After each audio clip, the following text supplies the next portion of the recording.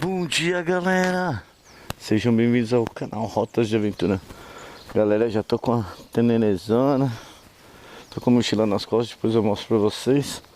Tô partindo, vou encontrar o Ticuí lá em Coia e a gente vai até Cinco Pontões, Capixaba.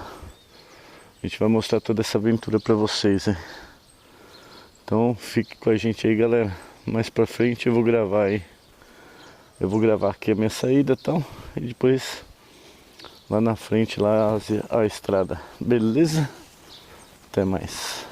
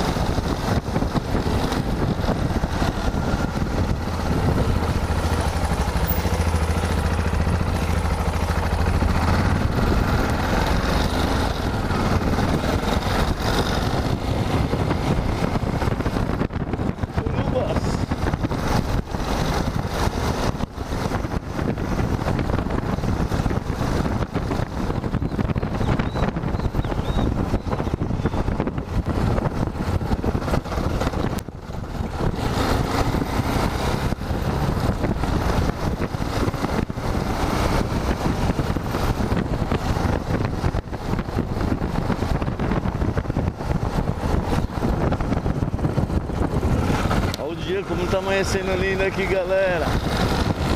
Coisa mais linda.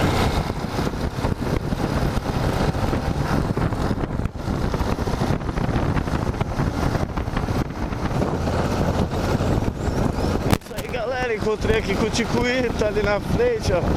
Os equipamentos de rapel atrás da motoca. E estamos partindo no sentido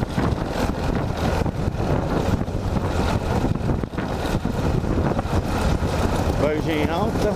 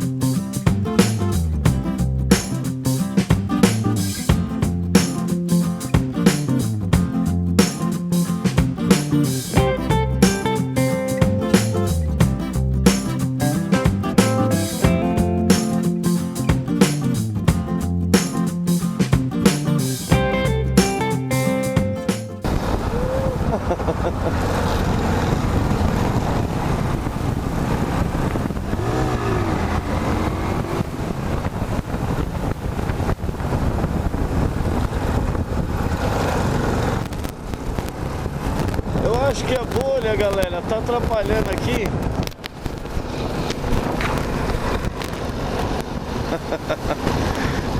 Eu acho que a bolha, galera, tá atrapalhando a filmagem. Depois eu vou ver se eu consigo deixar ela transparente.